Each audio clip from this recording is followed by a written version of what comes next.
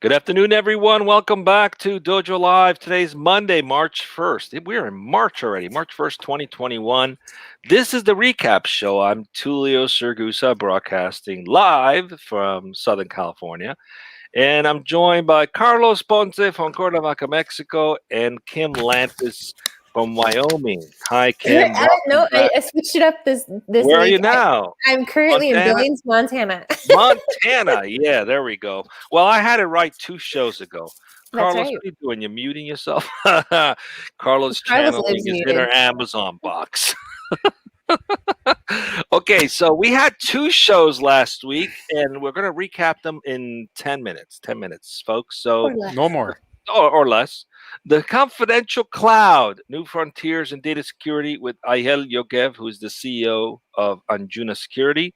And then the second one was Scaling an Equitable Digital Health Business with Vic Bakru, who's Dr. Vic Bakru, who's the Chief Operating Officer at Consejo Sano.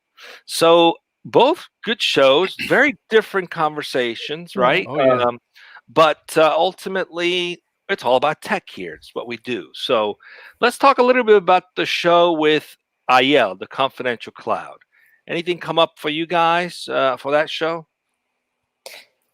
I have to be honest. When I watched that show, I think I just barely was able to scratch the surface of the conversation due to my non-technical background. So I'm going to go ahead and let you take that one too. All right. I'll take that one. That's fine.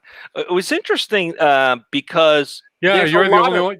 You're the one who's always boasting about your 31 years in tech. So please, now's your chance to prove it. Now I Go have ahead. to prove it, right? Yeah. That doesn't make me an expert. I can just talk to stuff because I guess I read enough and talk to enough people. It was interesting. It's been an evolution around security, specifically cybersecurity. It used to be you had to have very strong security behind in-house with equipment that was in-house, and the cloud came to be, and a lot of the cloud promises to have strong security, but we've seen a lot of hacks last year, which proves that no one is impermeable to hacks. So how do you go about protecting your applications and protecting yourself? And so what these guys have created is what's called the Confidential Cloud, which is basically providing that kind of security at the application layer. So essentially, before let's say someone cracked the cloud, before they actually enter the application where all the data and all the intelligence is sitting, there's another layer of protection that they provide.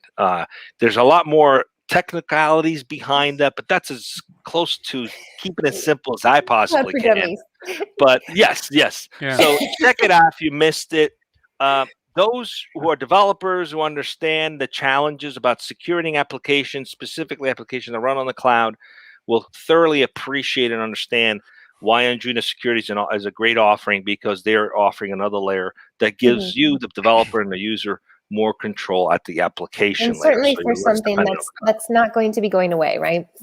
Exactly. Yeah. Only getting bigger. Yeah, and by the way, on my end, I am aligned with Kim regarding the non-expertise, especially in higher end tech matters like this one.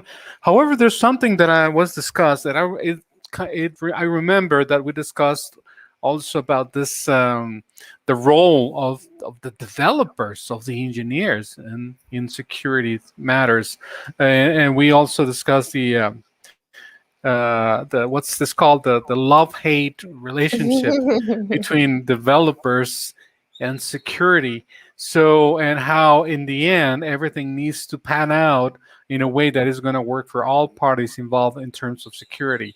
And I think that's one of the most for me as a mere mortal, as a layman, as a non-expert, I think that was one of the things that definitely grabbed my attention, and I definitely deserves more digging into that particular part, especially us who are in touch with so many developers. So I want to see what they think of this particular aspect of security and their role in security, of the engineer in security. So it sounds like it makes eating your vegetables a little easier. Yeah. I look at it this way, right?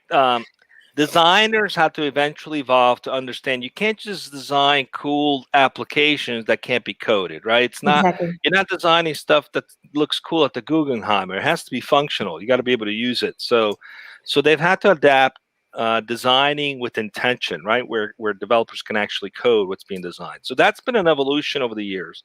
I feel the same way when it comes to security. There is this love-hate relationship because there's this mindset security slows you down, but it is also a necessity. If you're going to build an application, you're going to build a platform, you need to make it secure. You need to make it impermeable, at least as best as possible. So there's a context shift that needs to happen, that it's not just about building, it's about building secured, protected applications, especially when it comes to B2C environments. And trust is such a big deal. And once trust is lost, it's really, really hard to get it back. So that's right. So you're not just a developer, you're the ambassador of trust. Exactly. There you go. All right. So let's continue on to the next one.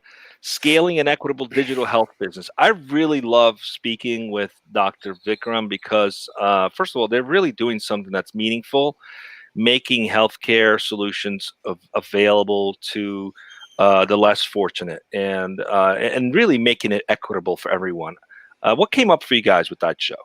Right. And I think it's important to mention it's not just about the less fortunate, but perhaps people who aren't quite as tech savvy or who have cultural or language barriers. Yes. So that's a large part of the equitability. I loved it. I loved how we are, this constant need to bring heart to health. And I think they do a really, really good job, particularly in the age of COVID, where I think there's, it's of greater interest, right, to the older community, and the older community tends to be less technical.